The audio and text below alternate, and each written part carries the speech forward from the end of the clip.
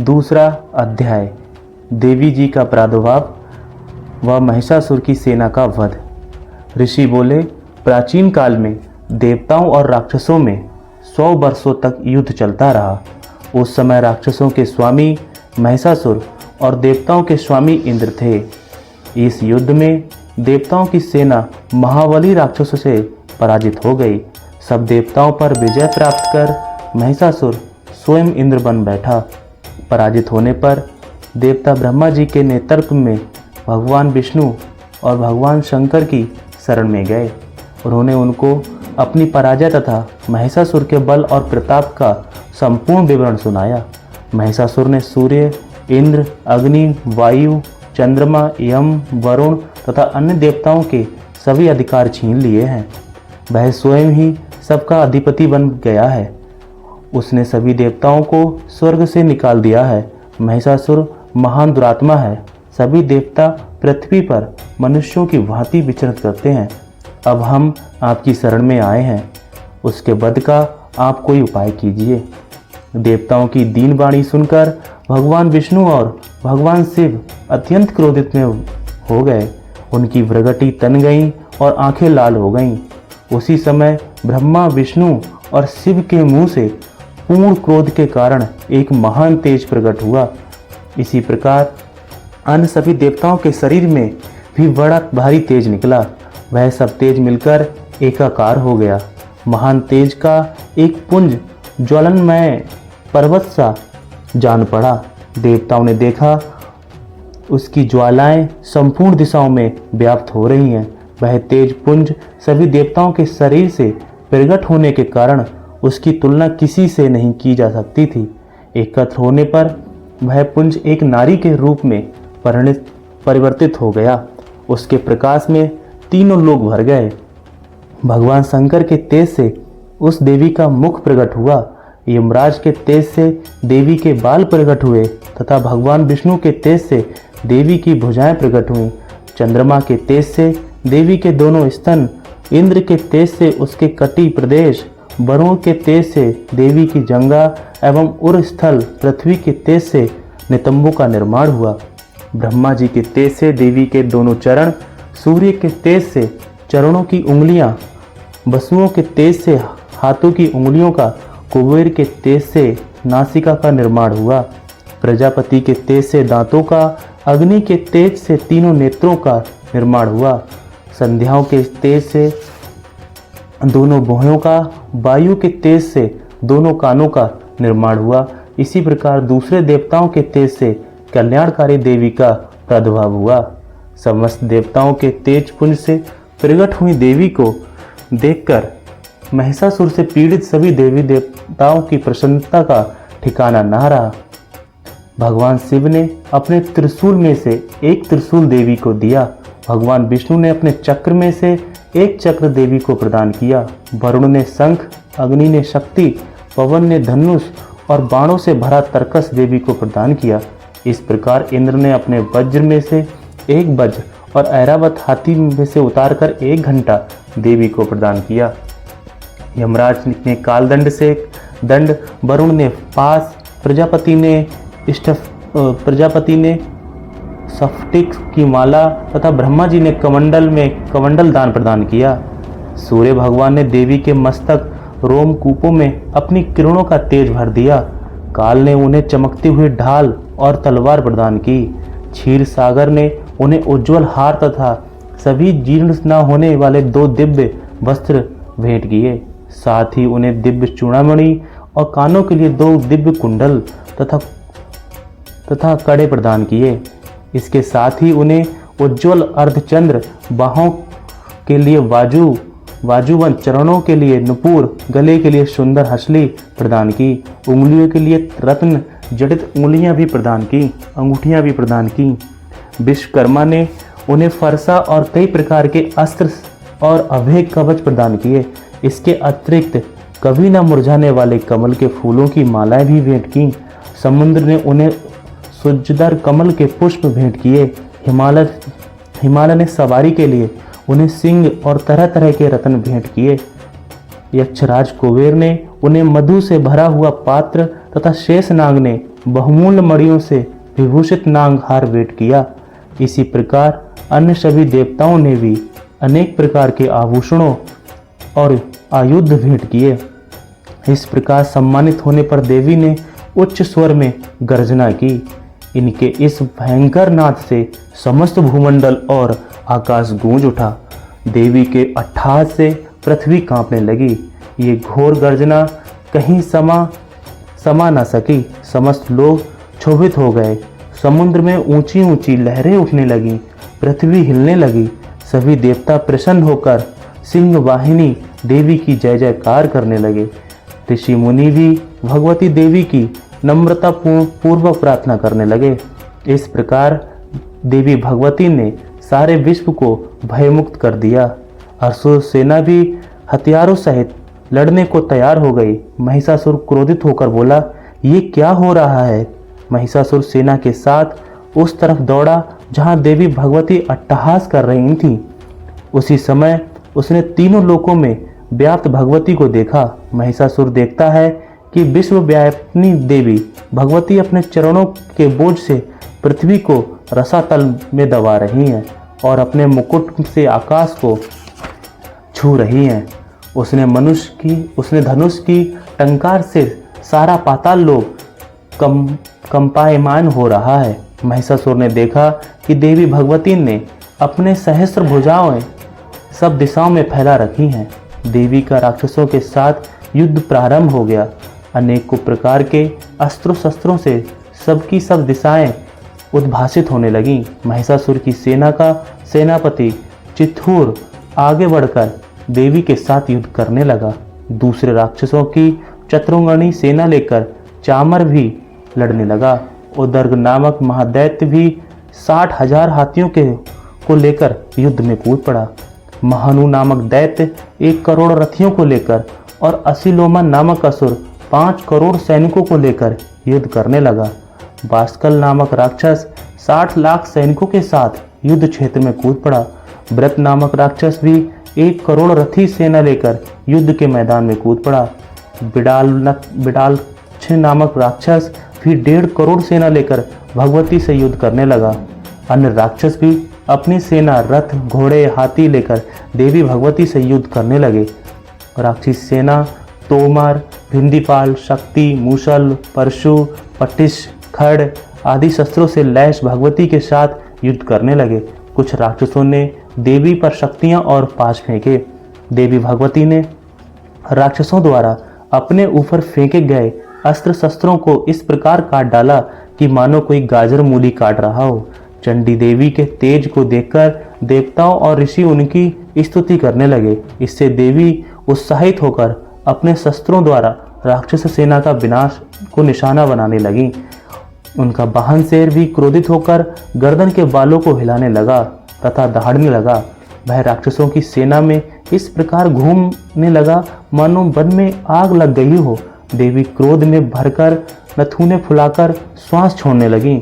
उनकी प्रत्येक श्वास से सैकड़ों हजारों गढ़ पैदा हो गए। उन गढ़ों ने खग, भिंदीपाल, परशु, पट्टिश आदि से युद्ध करना शुरू कर दिया। वे देवी के गढ़ राक्षसों का नाश करने लगे। कुछ गढ़ नगाड़े, शंख आदि बजाने लगे, कुछ गढ़ मृदंग बजाने लगे। तब देवी भगवती ने त्रिशूल, गदा तथा शक्तियों से आक्रमण कर दिया। रणचंडिका देवी ने तलवारों से सैकड़ों असुरों को मौत के घाट उतार दिया। कुछ राक्षस देवी के घंटे की आवाज से मोहित हो गए। बहुत से राक्षसों को देवी ने अपने पास से बांधकर पृथ्वी पर घसीट डाला। देवी भगवती ने बहुत से राक्षसों को अपनी गदा और मूसल की मार से घायल कर दिया। कितने ही राक्षसों के हृदय शूल से फट गए। कितने ही राक्षसों को बाणों की वर्षा कर देवी ने मौत के घाट उतार दिया। कितने ही राक्षसों की भुजाएं कट गईं। अनेक राक्षसों की गर्दन शरीर से अलग हो गई। देवी ने कुछ राक्षसों के शरीर के 2 टुकड़े कर दिए। कुछ राक्षस जंघा कट जाने से धराशायी हो गए। कुछ दैत्यों की एक भुजा, एक आंख, एक टांग कटकर देवी ने उन्हें 2 हिस्सों में बांट दिया। अनेक राक्षसों के मस्तक कटकर पृथ्वी पर गिरने लगे। राक्षसों के सिर, बहिन, धड़, हाथों में तलवार, शक्तियां और ऋषि आदि शस्त्र लेकर घूम रहे थे। कुछ असुर देवी को ठहर जा कहकर पुकार रहे थे। युद्ध का मैदान रथी, हाथी, घोड़े एवं राक्षसों की लाशों से पट पड़ा था। वहां पर आना जाना कठिन था। युद्ध के मैदान में इतना रक्त बह रहा था मानो रक्त की नदी बह रही हो। देवी चंडी ने असुर सेना को इस प्रकार संहार कर दिया मानो तिनके और लकड़ी के ढेर में आग लगा दी हो। चंडी के गणों ने उन राक्षसों के साथ ऐसा युद्ध किया कि देवता प्रसन्न होकर आकाश से फूलों की वर्षा करने लगे। देवी का वाहन सिंह भी भयंकर आवाज करता हुआ तथा अपने बालों को हिलाता हुआ घूम रहा था। बोलो माता रानी की जय। तीसरा दिन, चंद्र घंटा। माँ दुर्गा की तीसरी शक्ति का नाम चंद्र घंटा है। नवरात्र उपासना में तीसरे दिन इन्हीं के विग्रह का पूजन आराधना की जाती है। इनका स्वरूप परम शांतिदायक एवं कल्याणकारी है। इनके मस्तक में घंटे के आकार का अर्धचंद्र है। इसी कारण इस देवी का नाम चंद्र घंटा पड़ा। इसके शरीर का रंग स्वर्ण के समान चमकीला है। इनका वाहन सिंह है। हमें चाहिए कि हम मन, वचन, कर्म एवं शरीर से शुद्ध होकर विधि विधान के अनुसार माँ चंद्रघंटा की शरण लेकर उनकी उपासना आराधना में तत्पर हों। इनकी उपासना से हम समस्त संसारिक कष्टों से छूटकर सहज ही परम पद के अधिकारी बन सकते हैं। तीसरा अध्याय, महिषासुर का वध। महिषासुर के प्रधान सेनापति चिथुर ने जब देखा कि हमारी सेना का संहार हो रहा है तो वह क्रोध से भर गया और स्वयं भी अंबिका के साथ युद्ध करने के लिए चल पड़ा। उसने युद्ध मैदान में जाकर देवी पर बाणों की ऐसी वर्षा की जैसे बादल मेरू पहाड़ के शिखर पर पानी की धारा बरसा रहे हों। इस पर देवी ने अपने बाणों से चिथुर के बाणों को काटकर उसके सारथी एवं घोड़े को मार डाला। इसके बाद देवी ने चिथुर के धनुष तथा ध्वजा को भी काट दिया। चिथुर के धनुष के कट जाने पर देवी ने उसके अंगों को भी अपने बाणों से बांध दिया। धनुष, रथ, घोड़ा और सारथी के नष्ट हो जाने पर चिथुर ने अपने हाथों में ढाल एवं तलवार लेकर भगवती देवी का वध करने के लिए आगे बढ़ा। उसने तलवार से सिंह के मस्तक पर प्रहार करके बड़े वेग से उसने देवी की बाईं भुजा पर वार किया। वह तलवार जब देवी की भुजा पर पड़ी तो वह टूट गई। उस पर क्रोध से लाल नेत्र करके चिथुर ने अपने त्रिशूल से देवी पर वार किया। त्रिशूल आकाश मार्ग से गिरता हुआ सूर्य के समान प्रकाशमान दिखाई पड़ा। त्रिशूल को अपनी ओर आते देख देवी ने अपने त्रिशूल से चिथुर के त्रिशूल के 100 टुकड़े कर दिए और इसके साथ ही देवी के त्रिशूल ने चिथुर के प्राण भी हर लिए। इस प्रकार देवी ने चिथुर का अंत कर दिया। चिथुर के मरने पर देवताओं का शत्रु चामर दैत्य हाथी पर बैठकर देवी भगवती से युद्ध करने आया। उसने आते ही देवी पर शक्ति का प्रहार कर दिया। इस पर देवी ने अपनी हुंकार से शक्ति को निष्प्रभावी कर दिया। शक्ति का निष्प्रभावी होते देख चामर ने अत्यंत क्रोधित होकर अपना त्रिशूल देवी भगवती पर फेंका। देवी ने उस त्रिशूल के अपने बाण से टुकड़े टुकड़े कर डाले। इसके बाद देवी का वाहन सिंह उछलकर हाथी पर बैठ गया और चामर से मलमय युद्ध करने लगा। सिंह ने चामर को हाथी पर से नीचे जमीन पर गिरा दिया। सिंह बड़े वेग से आकाश की ओर उछला और जब वह पृथ्वी पर वापस आया तो अपने पंजों से चामर का सिर धड़ से अलग कर दिया। क्रोधित देवी ने शिला और वृक्ष आदि की चोटों से उद्रक नामक राक्षस को मार डाला। उसके बाद कराल नामक राक्षस को अपने दांतों, मुक्कों और थप्पड़ों से मार डाला। अब देवी ने अपने गदा के प्रहार से उद्धत नामक दैत्य को भी मार डाला। इसके बाद बाष्पाल नामक राक्षस का बिंदीपाल से अंत कर दिया। बाणों से ताम्र और अंधक नामक राक्षसों को मौत के घाट उतार दिया। त्रिनेत्रों वाली देवी दुर्गा ने उग्रासय, उग्रवीर, महाहनु नामक राक्षसों को त्रिशूल से मार गिराया। तलवार से विडाल नामक राक्षस का सिर धड़ से अलग कर दिया। दुर्धर और दुर्मुख राक्षसों को अपने बाणों द्वारा यमलोक पहुंचा दिया। इस प्रकार जब महिषासुर ने देखा कि देवी ने मेरी सेना को यमलोक पहुंचा दिया है, तो वह भैंसे का रूप धारण कर देवी के गणों को दुख पहुंचाने लगा। कुछ गणों को मुंह के प्रहार से, कुछ गणों को खुरों से, कुछ गणों को पूंछ से घुमाकर तथा कुछ गणों को सींगों के प्रहार से चोट पहुंचाने लगा। किसी तेज दौड़कर, किसी को गर्जना करके, किसी को भ्रमण और श्वास की वायु से पृथ्वी पर पटकने लगा। इसके बाद वह देवी के वाहन सिंह को मारने दौड़ा तो देवी ने उस पर क्रोध आ गया। इस पर भैंस बना महिषासुर क्रोधित होकर अपने खुरों से धरती को खोदने लगा तथा ऊंचे पहाड़ों से सींगों से पत्थर फेंकने लगा और गरजने लगा। महिषासुर के वेग से दौड़ने के कारण पृथ्वी हिलने लगी। पूंछ की फटकार से समुद्र का जल उछल उछल कर चारों ओर पृथ्वी पर फैलने लगा। सींगों के आहात से मेघ खंड खंड हो गए और उसकी श्वास में वायु से उड़ते हुए सैकड़ों पर्वत आकाश से पृथ्वी पर गिरने लगे। इस पर देवी ने पास फेंककर दैत्य को बांध लिया। दैत्य ने बंध जाने पर भैंसे का रूप त्याग दिया। अब महिषासुर ने सिंह का रूप धारण कर लिया है और जैसे ही देवी उसका सिर काटने को हुई तो दैत्य ने आदमी का रूप बना लिया, जो हाथ में तलवार लिए था। देवी ने फौरन अपने बाणों से उस मायावी राक्षसों को उसी तलवार ढाल सहित बीच डाला। अब वह हाथी बन गया है। अपनी सूंड से वह देवी के वाहन सिंह को खींचने लगा। इस पर देवी ने अपनी तलवार से उसकी सूंड काट डाली। अब महिषासुर ने एक बार फिर भैंसे का रूप धारण कर लिया। पहले की तरह वह चर अचर जीवों सहित समस्त त्रिलोकी का व्याकुल करने लगा। अब क्रोध में भरकर देवी बारंबार उद्भम मधु का सेवन करने लगी और लाल लाल नेत्र करके अट्टहास करने लगी। उधर बल, वीर्य तथा मद से क्रुद्ध हुआ दैत्य भी गरजने लगा। उसने देवी पर अपने सिंगों से पर्वत फेंकने शुरू कर दिए। देवी दुर्गा ने अपने बाणों से उन पहाड़ों के टुकड़े टुकड़े कर दिए। मधुपान के कारण लाल मुख वाली देवी लड़खड़ाते वचनों से बोली, अरे मूर्ख, जब तक मैं मधुपान का सेवन कर रही हूँ तब तक तू गर्जना कर ले। मैं अभी तुझे यहीं मारूंगी, तब देवता यहाँ गर्जना करेंगे। इतना कहकर देवी दुर्गा उछलकर उस दैत्य पर जा चढ़ी और उसको अपने पैरों से दबाकर सूल से उसके गले पर आघात किया। देवी के पैर से दबने पर दैत्य अपने दूसरे रूप में अपने मुख से बाहर होने लगा।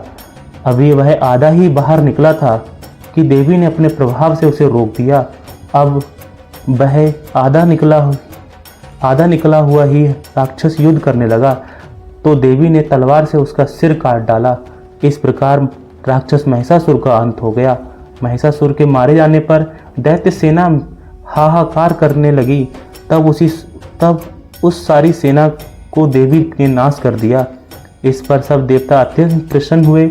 ऋषियों महर्षियों सहित समस्त देवताओं देवी की स्तुति करने लगे। गंधर्व राजा गान करने लगे तथा अप्सराएं नृत्य करने लगीं। चौथा अध्याय, देवताओं द्वारा देवी की स्तुति। ओम ऋषि बोले, देवी ने जब पराक्रमी दुरात्मा महिषासुर का वध कर दिया और राक्षसों की सेना को मार दिया तो इंद्रादि समस्त देवता अपना शरीर झुकाकर भगवती दुर्गा की स्तुति करने लगे। जिस देवी ने अपनी शक्ति से ये जगत व्याप्त कर रखा है और जो समस्त देवताओं तथा महर्षियों की पूजनीय है, उस अंबिका को हम भक्ति पूर्वक वंदना करते हैं। वह हम सबका कल्याण करें।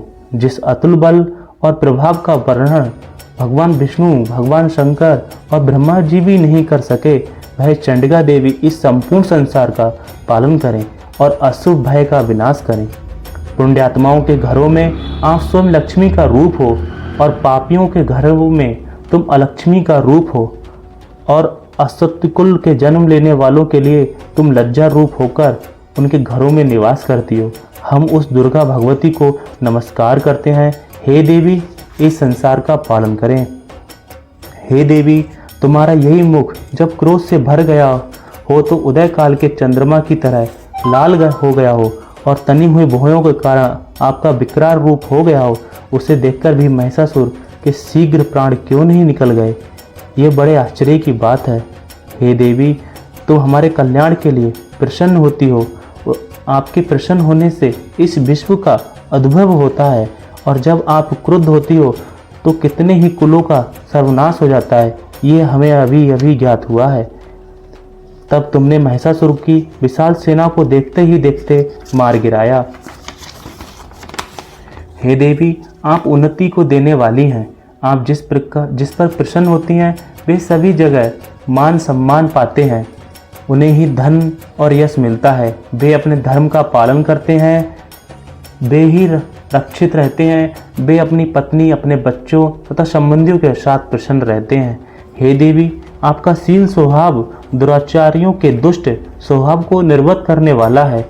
आपका रूप अचिंतनीय है, आपकी तुलना किसी से नहीं की जा सकती। आपका पराक्रम तो देवताओं के पराक्रम को नष्ट करने वाले राक्षसों के पराक्रम को नष्ट करने वाला है। इस प्रकार आप शत्रुओं पर दया करती रहती हो।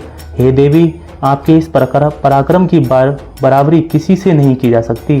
शत्रुओं को भयभीत करने वाला आपको पराक्रम और सुंदर स्वभाव और किसी में नहीं है। हृदय से ममतामयी दया और युद्ध क्षेत्र की कठोरता तीनों लोकों में आपसे बढ़कर किसी में नहीं है। देवता बोले, भगवती ने हमारी सब इच्छाएं पूर्ण कर दी हैं। अब हमें कुछ नहीं चाहिए। हमारा शत्रु महिषासुर मारा गया है।